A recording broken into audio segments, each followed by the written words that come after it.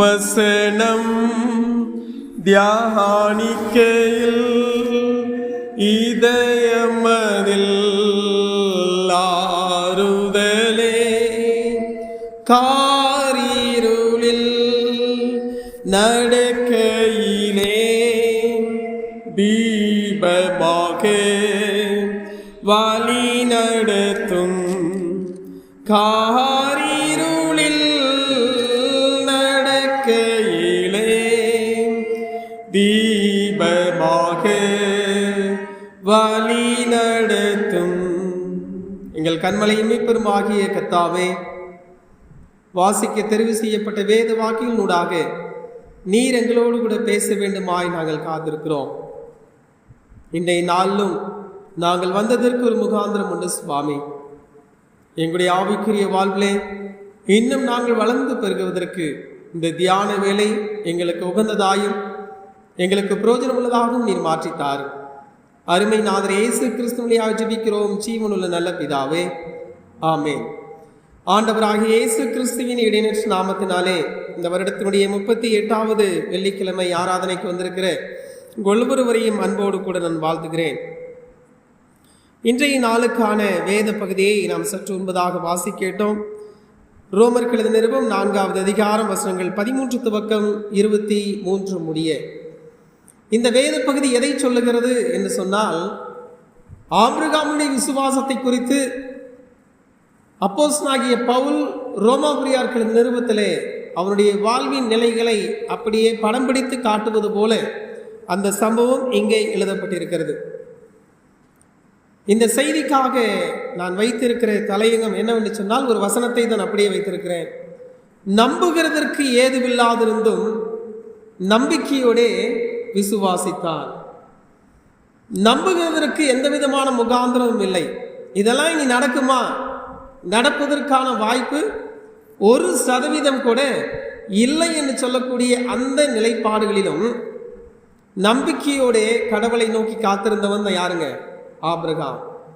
ஆகவேதான் ஆபிரகாம் விசுவாசிகளின் தகப்பன் என்று சொல்லியும், ஆபிரகாம் எனக்கு சிநேகிதனாய் இருக்கிறான் என்று சொல்லியும் திருமறையிலே ஆபிரகாமை ஆண்டவர் மென்மையான ஒரு நிலையிலே வைத்து எழுதியிருக்கிறதையும் நாம் பார்க்க முடியும்.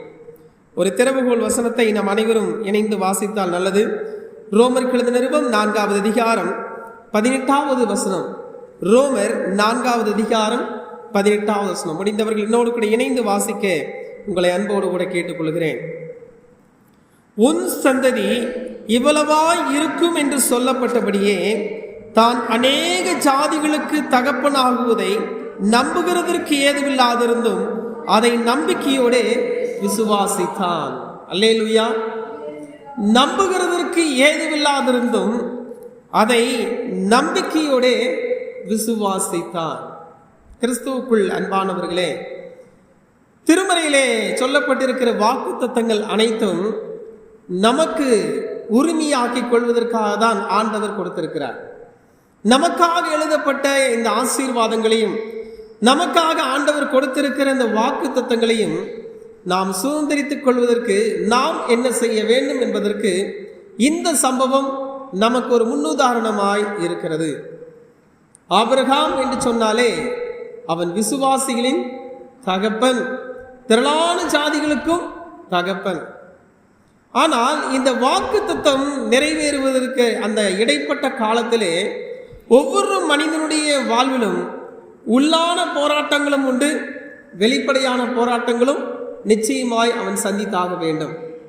இன்றைக்கு இந்த பகுதியினூடாக 2 காரியங்களை நாம் சுருக்கமாக தியானித்து கடன் செல்ல நான் விரும்புகிறேன். ஒன்று, உள்ளான போராட்டம் என்பது என்ன, புறம்பான போராட்டம் என்பது என்ன. ஆபிரகாமுக்கு எது உள்ளான ஒரு போராட்டம் என்று சொன்னால், வாசிக்க தெரிவு செய்யப்பட்ட அந்த வேத பகுதியிலே 17வது வசனத்திலிருந்து நாம் வாசிப்போம் என்று சொன்னால், அதில் இப்படியாக எழுதப்பட்டிருக்கிறது. ரோமர் 4வது அதிகாரம் 17வது வசனம். அநேக ஜாதிகளுக்கு உன்னை தகப்பனாக ஏற்படுத்தினேன் என்று எழுதி இருக்கிறபடி அவன் தான் விசுவாசித்தவருமாய் மரித்தோரை உயிர்ப்பித்து இல்லாதவைகளை இருக்கிறவைகளை போல் அழைக்கிறவருமாயிருக்கிற தேவனுக்கு முன்பாக நாம் எல்லாருக்கும் தகப்பனானான். உன் சந்ததி இவ்வளவாய் இருக்கும் என்று சொல்லப்பட்டபடியே தான் அநேக ஜாதிகளுக்கு தகப்பனாவதை நம்புகிறதற்கு ஏதுவில்லாதிருந்தும் அதை நம்பிக்கையோட விசுவாசித்தார். தொடர்ந்து அடுத்த வசனத்தையும் வாசிக்கிறேன். 19ஆம் வசனம். அவன் விசுவாசத்திலே பலவீனமாய் இருக்கவில்லை.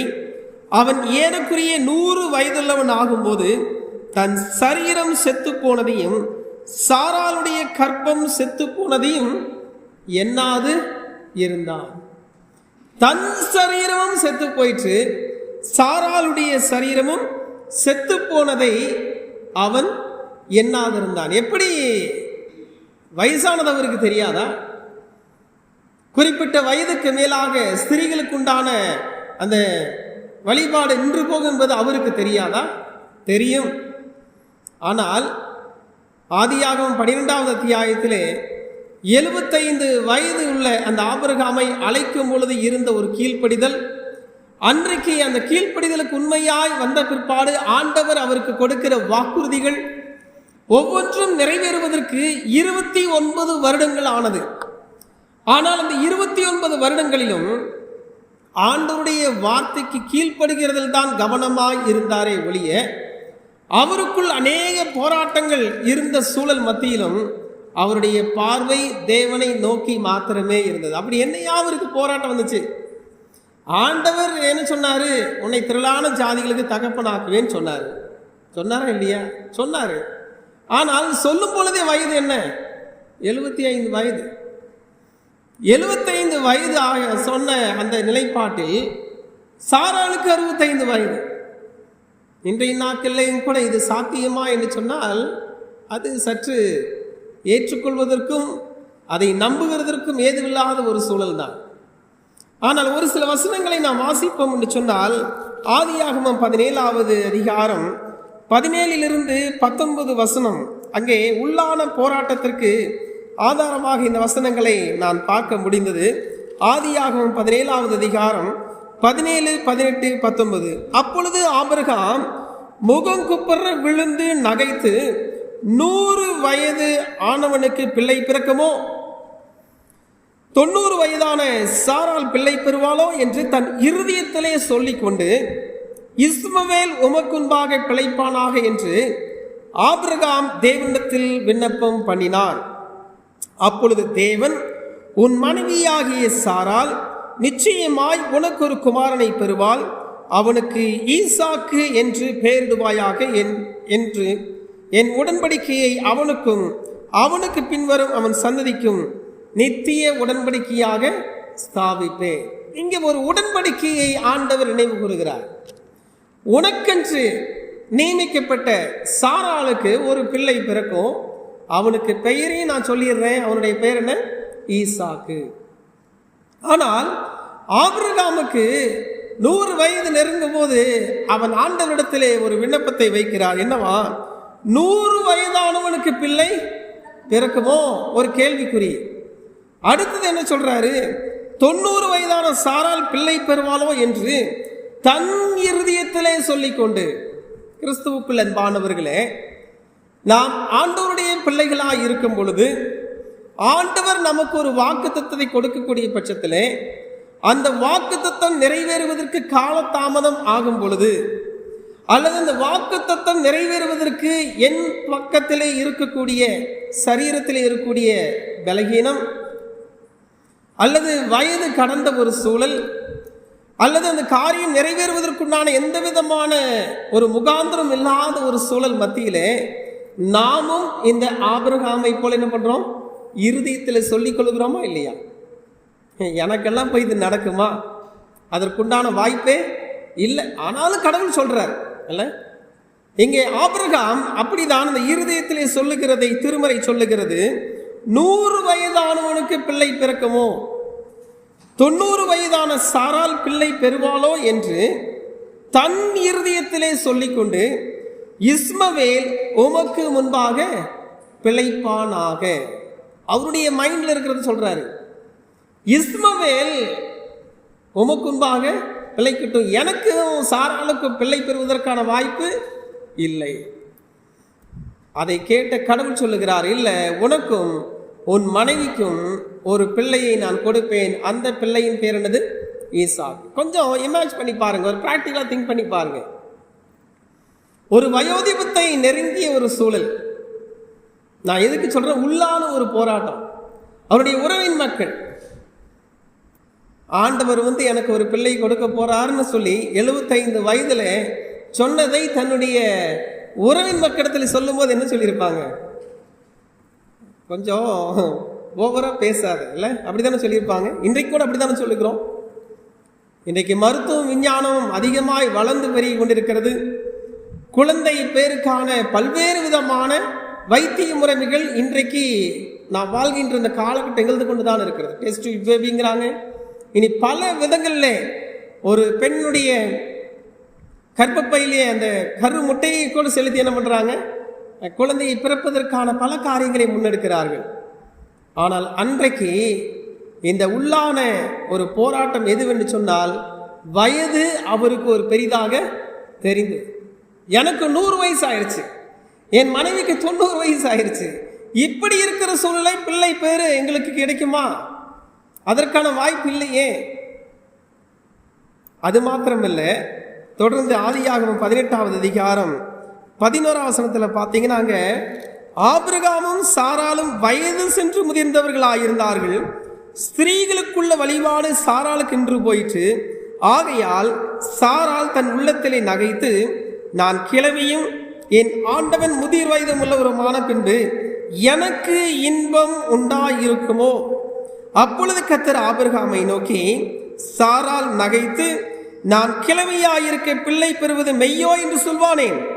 கர்த்தரால் ஆகாத காரியம் உண்டோ? உற்பவ காலத்திட்டத்தில் உன்னிடத்திற்கு திரும்ப வருவேன், அப்பொழுது சாராளுக்கு ஒரு குமாரன் இருப்பார். அங்கே ஆபிரகாமும் இருதயத்திலே ஒரு சந்தேகத்தோடு கூட இருக்கிறார். இவன் என்ன பண்றான்? அந்த சந்தேகத்தினுடைய அடுத்த படிமானம் என்னதுங்க? சிரிப்பு. என்னடா அது, எனக்கு போய் ஒரு குழந்தை பிறகு, இதுக்கு மேல ஒரு கல்யாணமா? 40 வயது கடந்துட்டா என்ன சொல்றாங்க? இதுக்கு மேல கல்யாணம் பண்ணி ஏன்டா அந்த பிள்ளையுடைய வாழ்க்கையை கெடுக்கிறேன் இல்ல? ஆனால் இங்கே திருமறையிலே விசுவாசிகளின் தகப்பன் அவனுக்குள் இருந்த ஒரு போராட்டம், அதாவது உள்ளான ஒரு போராட்டம், தன்னுடைய உறவுகள் நிமித்தமாய் வந்த ஒரு ஏளனமான பேச்சுக்கள் நிச்சயமாக அவன் சந்தித்திருக்க வேண்டும். என்னமோ குழந்தை கொடுப்பாருன்னு சொன்ன, வருஷம் கடந்து போயிட்டே இருக்கு. உன்னிலிருந்தான் ராஜாக்களும் தோன்றுவார்கள், உன் சந்ததியை வானத்து நட்சத்திரங்களை போல பெருகப்படும் சொன்னேன். இன்னைக்கு என்னப்பா, வருஷம் தான் கடந்து போயிட்டே இருக்குல்ல. இந்த 2 தம்பதிகளும் வாக்கு தத்தத்தை ஆண்டவரிடத்திலே பெற்றிருந்தும் கூட 24 வருட காலங்கள் காத்திருக்க வேண்டியதாக இருந்தது. இன்றைய நாட்களிலும் கூட இது போன்ற ஒரு காரியம் மருத்துவர்களால் சொல்லப்பட்டு, உங்களுக்கு அடுத்த வருஷம் குழந்தை நிச்சயமா உண்டுன்னு சொல்லி உங்களுக்கு ஒரு நம்பிக்கையை கொடுத்தவர்கள் அனுப்பும் பொழுது, அந்த குழந்தை பிறப்புக்கான ஒரு சூழல் நிகழாத போது என்ன செய்வோம்? என்ன செய்வோங்க? முதலாவது ஆண் பெண்ணை பார்த்து குறை சொல்லுவான், பெண் ஆணை பார்த்து குறை சொல்லுவான். அடுத்தது பெண் வீட்டார் ஆண் மக்களை பார்த்து சொல்லுவாங்க, இவங்க அவங்கள பார்த்து சொல்லுவாங்க. இதனுடைய உச்சக்கட்டம் எங்க போய் நிற்குது? இன்னைக்கு டிவோர்ஸ் நடந்துருது. டிவோர்ஸ் நடந்து என்ன பண்றாங்க? வேறொரு பையனையோ அல்லது பிள்ளையோ திருமணம் செய்வதற்கு ஆயத்தமாகி விடுகிறார்கள். நடைமுறையில் இன்றைக்கு நிகழ்ந்து கொண்டுதான் இருக்கிறது. ஆனால் ஆபிரகாமும் சாராலும் ஒருவேளை உள்ளத்திலே இருதயத்திலே சொல்லிக் கொண்டது, உள்ளத்திலே நகைத்தது ஒருபுறம் இருந்தாலும், இந்த 24 வருட காலங்கள் அவருடைய விசுவாச வாழ்வில் இது என்ன காலங்க? ஒரு போராட்டத்தின் காலம்தான். ஒருவேளை ஆண்டவர் உங்களுடைய வாழ்க்கையிலும் கூட அநேக வாக்குத்தத்தங்களை உங்களுக்கு சொல்லி இருக்கலாம். நான் உன்னோடு கூட இருக்கிறேன், எல்லாவற்றையும் இரட்டிப்பா என்ன பண்ணுவேன், உனக்கு நான் திரும்ப தருவேன்னு சொல்லியிருக்கலாம். ஆனால் இரட்டிப்பா கிடைக்கலனாலும் பரவாயில்லையா, இருக்கிறது எங்களுக்கு இல்லை, கையை விட்டு போகாம இருந்தா போதும் சொல்லக்கூடிய ஒரு எதிர்மறையான காலங்களுக்குள் நீங்களும் நானும் ஒருவேளை பிரவேசித்துக் கொண்டிருக்கலாம். பிரியமானவர்களே, இந்த உள்ளான போராட்டத்திலே இந்த 2 காரியத்தையும் வாசிக்கும் பொழுது, இன்றைக்கு நடைமுறையிலே ஆபிரகாம் சாராளுக்கு சொன்னது போல என்னுடைய வாழ்க்கையில ஆண்டவர் இடைப்பட்டு சொல்லியிருந்தால் நான் அமைதலாக உட்கார்ந்திருக்க முடியுமா? அல்லது என்னை சுற்றி இருக்கிற உறவன் மக்கள் தான் என்னை அமைதியாக இருந்திருக்க விடுவார்களா? ஆபிரகாம் என்ன பண்றாரு? சாராளுடைய பேச்சை கேட்டு என்ன பண்றாரு? தன்னுடைய வேலைக்காரியோடு கூட சேர்றாரு இல்லைங்களா? சேரும் பொழுது யார் இங்க பிறக்கிறா? இஸ்மவேல் பிறக்கிறா. இப்ப கொஞ்சம் உறவின் மக்கள் என்ன சொல்லியிருக்கலாம்? ட்ரபிள் உங்ககிட்ட இல்லை, யார்கிட்ட இருக்கு? சாராள்கிட்ட தான் இருக்கு. சாராளை என்ன பண்ண, நீ டிவோர்ஸ் பண்ண சொல்லியிருப்பான்னு சொல்லியிருக்க மாட்டானா? நிச்சயமா சொல்லியிருப்பாங்க. ஆனாலும் ஆபிரகாம் கரம் பிடித்த இந்த சாராளை என்ன பண்ணல? விட்டு விடவே இல்லை. கிறிஸ்துவுக்குள் அன்பானவர்களே, இன்றைக்கு நம்புவதற்கு ஏதுவில்லாதிருந்தும் நம்பிக்கையோட காத்திருந்தவன் தான் இந்த ஆபிரகாம். அப்போ முதலாவது நம்முடைய வாழ்வில் இந்த வாக்குத்தை சுதந்திரித்துக் கொள்வதற்கு நமக்குள் இருக்கிற அந்த போராட்டம், நம்மை சுற்றி இருக்கிறவர்கள் வழியாக வரக்கூடிய போராட்டத்தை எதிர்கொள்வதற்கு நாம் என்ன பண்ணுங்க? ஆண்டவரை சார்ந்து இருக்க நாம் கற்றுக்கொள்ள வேண்டும். இரண்டாவதாக புறம்பான ஒரு போராட்டம் என்று சொல்லும் பொழுது ஆதியாகமம் 22வது அதிகாரம் 1, 2, 3 வசனங்களை வாசிக்கிறேன். இந்த காரியங்கள் நடந்த பின்பு தேவன் ஆபிரகாமை என்ன பண்ணாராம்? சோதித்தார். எப்படினில் அவர் அவனை நோக்கி ஆபிரகாமே என்றார். அவன் இதோ அடியேன் என்றான். அப்பொழுது அவர், உன் புத்திரனும் உன் ஏகசுதனும் உன் நேசகுமாரனுமாகிய ஈசாக்கை நீ இப்பொழுது அழைத்து கொண்டு மோரியா தேசத்துக்கு போய் அங்கே நான் உனக்கு குறிக்கும் மலைகள் ஒன்றின் மேல் அவனை தகன பலியாக பலியிடு என்றார். ஆபிரகாம் அதிகாலையில் எழுந்து தன் கழுதையின் மேல் சேணம் கட்டி தன் வேலைக்காரர் 2 பேரையும் தன் குமாரன் ஈசாக்கையும் கூட்டிக் கொண்டு தகன பலிக்கு கட்டைகளையும் பிளந்து கொண்டு தேவன் தனக்கு குறித்த இடத்திற்கு புறப்பட்டு போனார். குழந்தை பிறக்காக முன்னாடி ஒரு போராட்டம், இப்பொழுது குழந்தை பிறந்து விட்டது. குழந்தை பிறந்த பிற்பாடு 100 வயதுல இந்த ஆபிரகாமுக்கு ஒரு சோதனை. அதை நான் எப்படியாக பார்க்கிறேன்? அவனுடைய வாழ்க்கையில புறம்பான ஒரு போராட்டம், எல்லாரும் பார்க்கும்படியான ஒரு போராட்ட களம். என்னது? உனக்கும் சாராளுக்கும் ஒரு குமாரனை தருவேன் என்று சொல்லி ஈசாக்கை கொடுத்தது உண்மைதான். வயோதிப காலத்திலே ஆண்டவர் நமக்கென்று ஒரு இந்த குழந்தையை கொடுத்தாரு சொல்லி கொஞ்சி மகிழுகிற அந்த காலகட்டங்களில் ஆண்டவர் என்ன பண்றாரு? 12வது அத்தியாயத்தில் சொன்னது போலவே இங்கேயும் சொல்லுகிறார், நான் உனக்கு கொடுத்த குழந்தை என்ன பண்ணு? சர்வாங்க தகன பலியிடு. எப்படி இருக்கணும் கொஞ்சம் யோசித்து பாருங்க. ஆண்டவரே, நீர் 29 வருடத்துக்கு பிற்பாடு இந்த குழந்தையை கொடுத்தீங்கப்பா, உமக்கு நன்றி. எங்கேயாவது நாங்கள் உமக்கு ட்ரபிள் பண்ணோமா? எங்கேயாவது இதெல்லாம் இல்லை நடக்காதுன்னு சொல்லி நாங்கள் விலகி போனோமா? நாங்கள் முறுமுறுத்தது உண்மைதான், எங்களால் இது முடியுமா என்று சொல்லி சந்தேகப்பட்டது உண்மைதான். ஆனால் காத்திருந்தோம், நீர் குழந்தையை கொடுத்து விட்டீர். ஆனால் இப்பொழுது என்ன பண்றாரு? அந்த வாக்குத்தத்தின் பிள்ளையாக ஈசாக்கு என்னவா கேட்கிறாரு? தகன பலியாக இடு.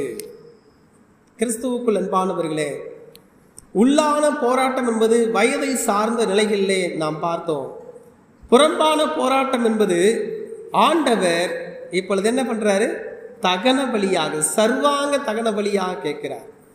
ஒருவேளை ஆண்டவர் உங்களுக்கு ஒரு வேலையை கொடுப்பேன் அல்லது குழந்தையை கொடுப்பேன் சொன்ன பிற்பாடு, இல்லப்பா அந்த குழந்தையை போய் என்ன பண்ணிரு, நீ விட்டுரு, நான் பார்த்துக்கிறேன்னு சொன்னா கூட என்ன பண்ண முடியாது?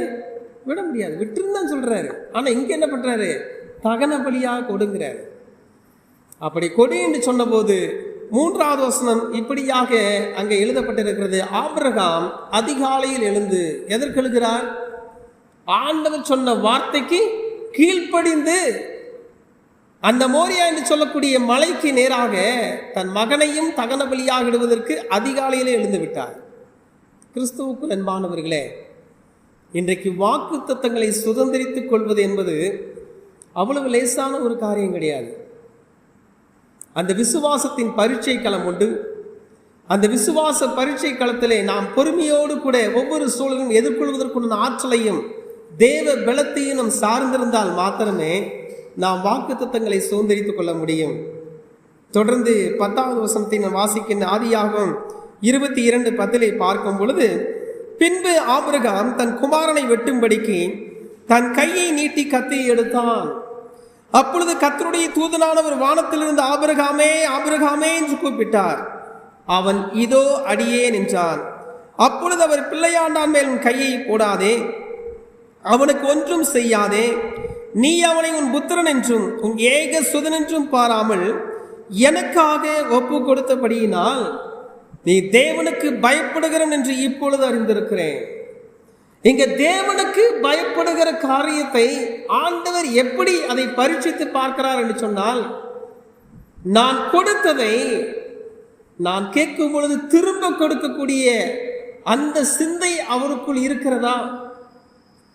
ஆசையாசையாய் எதிர்பார்த்து கொண்டிருந்த ஒரு குழந்தையை அவனுக்கு கொடுத்து விட்டேன். இப்பொழுது அந்த குழந்தையை நான் கேட்கும் பொழுது அதை கொடுப்பதற்கு தயங்குகிறாரா இல்லையா என்கிற ஒரு மிகப்பெரிய ஒரு சோதனை. இது ஒரு வெளிப்படையான ஒரு போராட்டம். ஒருவேளை குடும்பத்தின் உறவுகளுக்குள் இந்த விஷயம் தெரியாமல் இருந்திருக்கலாம், சாராளுக்கு தெரியாமல் இருந்திருக்கலாம். ஆனால் உடன் வந்த 2 வேலையாட்கள் நிச்சயமா தெரிந்திருக்குமா, தெரிந்திருக்காதா? புத்தி கட்டத்தனமா செஞ்சுட்டு இருக்கிறான் இந்த ஆபிரகாம். கட்டையவர் எடுத்துக்கிட்டாரு, பிள்ளைவர் நம்மளை கீழே இருக்க சொல்றாரு, மேலே போறாரு, வெட்டுவதற்கான ஒரு கத்தியை தூக்கிட்டு போறாரு. கிறிஸ்துவுக்குள் அன்பானவர்களே, பிதாவாகிய தேவன் திருமறையிலே பதறுகிற இடம் ஒரு சில இடம் மாத்திரமே. அப்படி கடவுளே பதறிய ஒரு இடம் எது என்று சொன்னால், மோரியா மலையின் மீது தன்னுடைய குமாரனை வெட்டுவதற்காக தன் கையை நீட்டி கத்தியை எடுக்கும் பொழுது ஆண்டவருடைய கூக்குரல் வானத்திலிருந்து வருகிறது, பிள்ளையாண்டான் மேல் உன் கையை போடாதே. இன்றைக்கு நம்முடைய விசுவாசம் எப்படிப்பட்டதாக இருக்கிறது? கிறிஸ்துவுக்குள் அன்பானவர்களே, இன்னொரு நிறுவ பகுதியில் எழுதுகிறார், அப்பொழுது உயிர்த்தெழுதலை குறித்ததான காரியங்களாம் திருமறை தெளிவாக சொல்லப்படவில்லை ஆபிரகாம் வாழ்ந்த நாட்கள்ல. ஆனால் ஆபிரகாமுக்குள் இருந்த ஒரு விசுவாசம் என்ன தெரியுமா? என்னுடைய குமாரனை நான் வெட்டும்படியே நான் நினைத்து அவனை வெட்டி வீழ்த்தினாலும் என் குமாரனை திரும்ப பாவனையாக ஆண்டவர் எனக்கு தருவாருங்கிற விசுவாசத்தை உடையவனாயிருந்தார். கிறிஸ்துவுக்குள் அன்பானவர்களே, ஆபிரகாம் விசுவாசிகளுக்கு தகப்பன், ஆபிரகாம் எனக்கு சிநேகிதன். இந்த அடைமொழி எல்லாம் சாதாரணமாக அவர் கொடுக்கப்படவில்லை. வயது மூப்பிலே பிறந்த குழந்தை, அதற்காக காத்திருந்த காலங்கள் 29 வருடம். தன்னுடைய 30வது வருடத்தில் அழகாக கொஞ்சி மகிழலாம் என்று சொல்லும் பொழுது, 26வது வருடத்தில் கொஞ்சி மகிழலாம் என்று சொல்லும் பொழுது ஆண்டவரிடம் தகன பலியாக கேட்கிறார். தகன பலியாக கேட்கும் பொழுது ஆண்டவர் சொல்றார், இல்லப்பா நான் கேட்டோன்னு நீ கொடுப்பியாங்கிறது எனக்குள்ள கொஞ்சம் என்ன இருந்துச்சு, ஒரு சோதித்து பார்த்தேன். ஆனால் நீயோ எனக்கு பயப்படுகிறவன் என்பதை இப்பொழுது நான் மனப்பூர்வமான பண்றேன், நான் ஒப்புக்கொள்கிறேன். கிறிஸ்துவுக்குள் அன்பானவர்களே, தொடர்ந்து ஆதியாகமம் 22:18 இப்படியா வாசிக்கிறோம், நீ உன் புத்திரன் என்றும் உன் ஏக சுதன் என்றும் பாராமல் அவனை ஒப்பு கொடுத்து இந்த காரியத்தை செய்தபடியால் நான் உன்னை ஆசீர்வதிக்கவே ஆசீர்வதித்து உன் சந்ததியை வானத்து நட்சத்திரங்களைப் போலவும் கடற்கரை மணலைப் போலவும் பெருகவே பெருக பண்ணுவேன் என்றும் உன் சந்ததியார் தங்கள் சத்துருக்களின் வாசல்களை சுதந்திரித்துக் கொள்வார்கள் என்றும் நீ என் சொல்லுக்கு கீழ்ப்படிந்தபடியினால் உன் சந்ததிக்குள் பூமியில் சகல ஜாதிகளும் ஆசீர்வதிக்கப்படும் என்றும் என் பேரில் ஆணையிட்டேன் என்று கர்த்தர் சொல்லுகிறார். கடவுள் இப்பொழுது என்ன சொல்றாரு? அப்பொழுது சொல்லிட்டு வர்றாரு, வானத்து நட்சத்திரங்களை போல கடற்கரை மணலத்தனை போல. அதை இப்ப என்ன பண்றாரு? அங்கே இல்லப்பா நான் சொல்லிட்டு இருந்தேன், ஆனா இப்பொழுது உண்மையாகவே என்ன பண்ணுவேன், உன்னிடத்திலிருந்தா ராஜாக்கள் தோன்ற போகிறார்கள். அன்பிற்கினியவர்களே, ஒருவேளை நாம் ஆண்டவருடைய வேதத்தை தினந்தோறும் வாசிக்கிற பிள்ளையாக இருந்தும் நம்முடைய பிரச்சனைகளுக்கும் நம்முடைய குழப்பங்களுக்கும் தீர்வுக்காக திருமறையை நோக்கி தேடுகிற மனக்கங்களை உடையவர்களாய் இருந்தும் ஒருவேளை நம்முடைய சரீரத்தின் பலகீனம், நம்மிடத்தில் இருக்கிற வருவாய், நம்மை சுற்றி இருக்கிறதான சூழலை பார்த்து நம்முடைய விசுவாசம் இருக்கும் என்று சொன்னால் அதற்கு பேர் விசுவாசம் இல்லை, அதற்கு பேர் நம்பிக்கை. ஆனால் விசுவாசம் என்னப்படுவது என்னதுங்க? விசுவாசமானது நம்பப்படுகிற மீது இருக்கிறதான உறுதி, காணப்படாதவர்களின் மீது இருக்கிறதான நிச்சயம். ஒருவேளை ஏன் இந்த செய்தியை இன்றைக்கு நான் உங்கள் மத்தியிலே நான் உரைத்துக் கொண்டிருக்கிறேன் என்று சொன்னால், கடந்து போனாக்கள் 2-3 இல்லங்களை சந்திக்கும் பொழுது இந்த ஒரே விதமான காரியத்தை மீண்டும் மீண்டும் சொன்னாங்க. ஐயா நாங்கள் ஜோம் பண்றையா, எங்கள் வீட்டில் குடும்ப சபை நடக்குது, எல்லாமே நடக்குது தான். ஆனால் ஜெபத்திற்கான பதில் வராத போது நாங்கள் சோர்வடைந்து விடுகிறோம். நம்முடைய ஜெபம் ஆண்டவருடைய சமூகத்திற்கு எட்டப்படுகிறதாங்கிற ஒரு சந்தேகம் எங்களுக்கு வந்துருதியா அப்படின்னாங்க. அப்பொழுதுதான் இந்த வசனத்தை நான் அவர்களுக்கு அடிக்கோடிட்டு காண்பித்தேன். ஆபிரகாம் அநேக ஜாதிகளுக்கு தகப்பனாவதை நம்புகிறதற்கு ஏதுவில்லாதிருந்தும் அதை நம்பிக்கையோடு என்ன பண்ணாராம்? விசுவாசித்தார். அவன் விசுவாசத்திலே பலவீனமாய் இருக்கவில்லை. அவன் ஏறக்குறைய 100 வயதுள்ளவனாய் இருக்கும் போது தன் சரீரம் செத்து போனதையும் சாராளுடைய கற்பம் செத்து போனதையும் எண்ணாது இருந்தான். அப்ப அவன் எதை எண்ணிக்கொண்டிருந்தான்? ஆண்டவர் சொன்னாரு அதை செய்வார் என்பதுதான் அவன் மைண்ட்ல மாறிட்டு இல்ல. நாம் ஜெபிக்கிறோம், விசுவாசத்திலே பலவீனப்பட்டு விடக்கூடாது என்பதற்கு கரங்களை தட்டியெல்லாம் பாட்டு பாடுறோம். கர்த்தரின் கை குறுகவில்லை, கர்த்தரின் வாக்கு மாறிடாரேன்னு சொல்லி விசுவாசியே பதறாதே கலங்காதேன்னு பாடுகிறோம். உண்மைதான். ஆனால் இங்கே ரோமாபுரியார் எழுதிய நிருபத்திலே பவுலடிகளார் உதாரண புருஷனாக விசுவாசர் யாரை சுட்டி காண்பிக்கிறார் என்று சொன்னால் ஆபிரகாமை தான் அவர் சுட்டி காண்பிக்கிறார். அதை எப்படி சொல்றாரு பாருங்க. அவர் விசுவாசத்திலே எப்படி இருக்கல? பலவீனமாய் இருக்கவில்லை.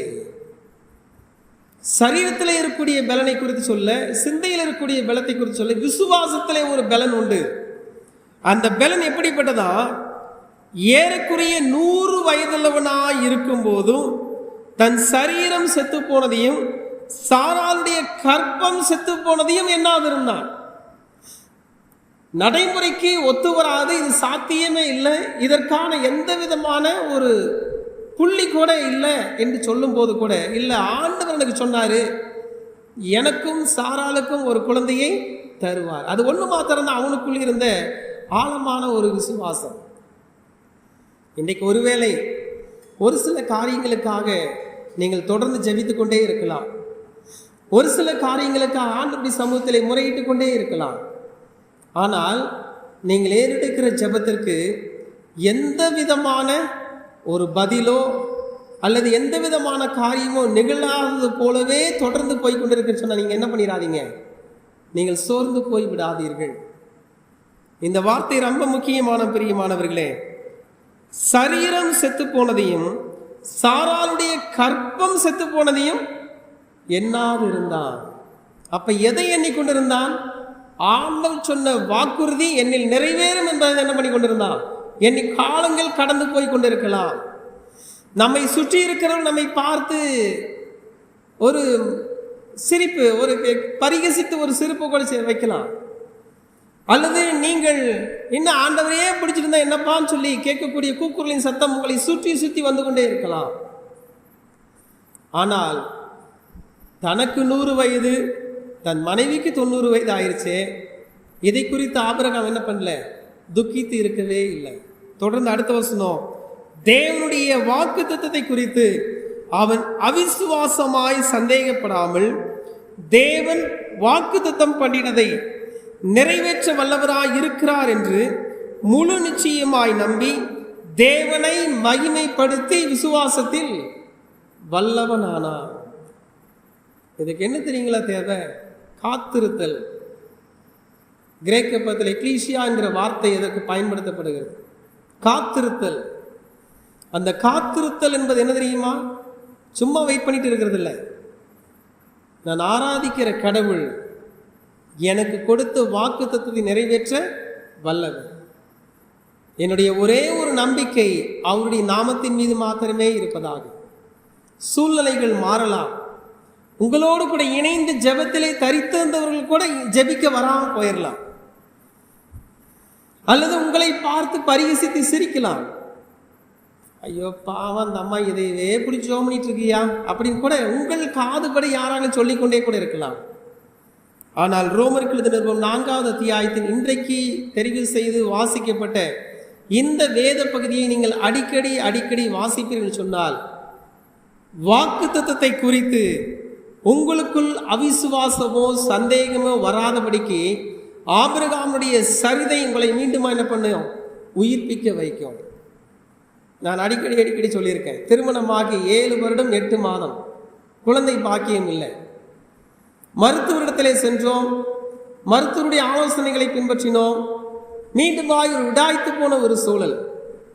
மறுபடியும் ட்ரீட்மெண்ட் போகிறதை விட்டுட்டோம், ஜெபித்தோம். அந்த ஜெபமும் கொஞ்ச நாள் தான் பண்ணோம். ஆனால் ஊழியத்தின் பாதையிலே நாங்கள் தொடர்ந்து உண்மையாய் ஓடிக்கொண்டே இருந்தோம். நினையாத வேளையில் ட்ரீட்மெண்ட் நானும் எடுக்கலை, என் மனைவியும் எடுக்கலை. அப்பொழுது பிறந்தவள் தான் என் மகள். கிறிஸ்துவுக்குள் அன்பானவர்களே, வாக்கு தத்தத்தை குறித்து அவன் அவிசுவாசமாய் சந்தேகப்படாமல் தேவன் வாக்கு தத்தம் பண்ணினதை நிறைவேற்ற வல்லவராய் இருக்கிறார். ஏன்னு சொன்னால் அவர் சர்வ வல்லமையுள்ள கடவுள், சர்வ வல்லமையுள்ள கடவுள். அதைதான் முந்தின வேத பகுதியில் வாசித்தோம். அநேக ஜாதிகளுக்கு உன்னை தகப்பனாக ஏற்படுத்தினேன் என்று எழுதியிருக்கிறபடி அவன் தான் விசுவாசித்தவருமாய் மரித்தோரை உயிர்ப்பித்து இல்லாதவைகளை இருக்கிறவைகளை போல் அழைக்கிறவருமாயிருக்கிற தேவனுக்கு முன்பாக நம்ம எல்லாருக்கும் தகப்பனானான். இல்லாதவைகளை இருக்கிறவைகளை போல. அப்ப நம்முடைய ஜெபத்தில் எது மாத்திரம் வந்துடக்கூடாதுங்க, ஆண்டவரே எனக்குள் அவிசுவாசம் என்கிற சிந்தை ஒருபோதும் வந்துவிடக்கூடாது. எனக்கு இந்த வார்த்தை ரொம்ப பிடிச்சிருந்துச்சு. நம்புகிறதற்கு ஏதுமில்லாதிருந்தும் அதை நம்பிக்கையோடு விசுவாசித்தான். புதிய மொழிபெயர்ப்பில் போடப்பட்டிருக்குது, இந்த காரியம் நிகழ்வதற்குண்டான முகாந்திரம் ஏதுமே இல்லை என்று சொன்னாலும் நிச்சயமாய் கடவுள் எனக்கு செய்வாருங்கிற நம்பிக்கையோடு கூட ஆபிரகாம் காத்திருந்தார். ஒருவேளை நம்முடைய விசுவாச வாழ்வு எப்படிப்பட்டதாக இருக்கிறது? வருடங்கள் கடந்து போய்கொண்டே இருக்கிறது. இன்றைக்கு நம்முடைய ஜெபம் எப்படிப்பட்டதாக இருக்கிறது? இன்றைக்கு விசுவாசங்கிறது எப்படி போயிடுச்சு அப்படின்னா, எல்லாமே நம் கண்ணெதிரே தெரிந்தால் ஆண்டவர் நமக்கு செஞ்சிருவாருப்பா, இல்லை எதுவுமே தெரியல. இப்பொழுது கூட ஆலயத்திற்கு இடப்புறத்தில் இருக்கக்கூடிய இந்த நிலம் 50 சென்ட், ஒரு சென்ட் 40,000 20 லட்சத்துக்கு மேலே வருது. இது எப்படி சாத்தியம்? எப்படி சாத்தியம்? நடக்குமா? இதுவரை 45,000 ரூபாய் தான் சேகரிக்கப்பட்டிருக்கு, அதுக்குன்னு வந்த தொகை அவ்வளோதான். இது சாத்தியமா? இப்படி தான் பதில் வரும்ல. ஆனால் ஆண்டவராகிய கடவுள் அவரை சார்ந்திருந்த ஆண்டவரே இது உமக்கு லேசான காரியம் என்று சொல்லக்கூடிய நிலைப்பாடுகளில் நாம் அவரை சார்ந்திருப்போம் என்று சொன்னால் நிலத்தை மாத்திரமல்ல, அவர் நம்முடைய வாழ்க்கையில செய்வதெல்லாவற்றையும் என்ன பண்ணுவார்? வாய்க்க பண்ணுவார். அவர் நம்மிடத்தில் எதிர்பார்க்கிற ஒரே ஒரு காரியம் என்ன தெரியுமா? நீ என்னை முழுமையாக என்ன பண்ணு? நம்பு. முழுமையா நம்பு, அரைகுறை இருதயத்தோடு இல்லை, இருதயத்தில் சந்தேகம் இல்லாமல் விசுவாசிங்கிறார். இப்ப யோசித்து பாருங்க, பிள்ளையாண்டான் மேல் உன் கையை போடாதே என்று சொன்ன பிற்பாடு அந்த பிள்ளையினுடைய சரீரம் முழுமைக்கும் கட்டப்பட்டிருந்த அந்த கட்டுகளை யார் தான் அவிழ்த்தா? ஆபிரகாமே தான் அவிழ்த்தான். அவிழ்த்து கொண்டு மலையின் அடிவாரத்தை நோக்கி பயணிக்கும் பொழுது கடவுள் பேசிக்கொண்டே இருக்கிறார். எப்படி பேசுறாரு? நிச்சயமாகவே உன்னுடைய சந்ததி என்ன பண்ணுவேன்? ஆசீர்வதிப்பேன். ஆபிரகாமுடைய விசுவாசம் சாதாரணமானது இல்லைங்க. ஆண்டவர் என்ன சொல்றாரோ அதை செய்திருவோம். இன்னைக்கு ஆண்டவர் எனக்கு இதை சொல்றாரு அப்படின்னா, ஆண்டவரை இது எப்படி இருங்க, நான் எதுக்கு 2-3 ஊழியர்கிட்ட ரெஃபர் பண்றேன் இல்லை. விசுவாசமானது நம்பப்படின் உறுதி, காணப்படாதவர்களின் நிச்சயம். மீண்டுமாய் இந்த வசனத்தை மாத்திரம் வாசித்து நான் நிறைவு செய்கிறேன். உன் சந்ததி இவ்வளவாய் இருக்கும் என்று சொல்லப்பட்டபடியே தான் அநேக ஜாதிகளுக்கு தகப்பனாவதை நம்புகிறதற்கு ஏதுவில்லாதிருந்தும் அதை நம்பிக்கையோடு விசுவாசித்தான். கர்த்தர் தாமே இந்த வார்த்தைகளை நமக்கு ஆசீர்வாதமாக்கி அருள்வாராக. கண்களை மூடி ஜெபிப்போமா? கிருபை மிகுந்த நல்ல தகப்பனே, சர்வ வல்லமையுள்ள கடவுளே, நம்புகிறதற்கு ஏதுவில்லாதிருந்தும் நம்பிக்கையோட விசுவாசிகளின் தகப்பனாகிய ஆபிரகாம் அந்த சூழல்களிலே பதற்றம் இல்லாமல் உமக்கு கீழ்ப்படிந்தாரப்பா. அந்த வாக்குத்தத்தங்கள் நிறைவேறுவதற்குள்ளாக அவனுக்குள் எழும்பின போராட்டங்கள், ஆபிரகாமுக்கு வெளியே இருந்த போராட்ட களம், இவை இரண்டையும் எப்படி சந்தித்தார் என்பதை திருமறையின் ஆதாரத்தோடு கூட இன்றைக்கு நாங்கள் தியானித்தோம். எங்களுடைய ஆவிக்குரிய ஜீவிதத்திலும் அநேக காரியங்களுக்காக தொடர்ந்து நாங்கள் ஜெபித்துக் கொண்டிருக்கிறோம். அநேக காரியங்கள் தொடர்ந்து ஜெபித்தாலும் அதில் எந்த விதமான ஒரு அசைவும் ஏற்படவில்லையே என்று சொல்லி சோர்ந்து போன நிலைகளும் கூட உண்டு. ஆனால் இன்றைக்கு ஆபிரகாமுடைய வாழ்வு நடைபெற்ற நிகழ்வுகள் எங்களுக்கு மீண்டுமாய் ஒரு புதியதொரு உணர்வை தந்திருக்கிறதப்பா. நம்புகிறதற்கு ஏதுவில்லாதிருந்தும் நம்பிக்கையுடைய ஆபிரகாம் மாத்திரமில்லை, நாங்களும் விசுவாசித்து ஆண்டவரே உம்முடைய நாமத்தை கொண்டு நாங்கள் எல்லாவற்றையும் சுதந்திரித்துக் கொள்ள கிருபை தாரும். சோர்வோடு, பலவீனத்தோடு, குழப்பத்தோடு, பல்வேறு விதமான பயத்தோடு கூட வந்த எங்களுக்கு இந்த வார்த்தை புதிய நம்பிக்கையும் எங்களுடைய விசுவாசத்தை இன்னும் தட்டி எழுப்பியதற்காக நன்றி செலுத்துகிறோம். அருமை நாதர் இயேசு கிறிஸ்துவின் வழியாக ஜெபிக்கிறோம் ஜீவனுள்ள நல்ல பிதாவே, ஆமென்.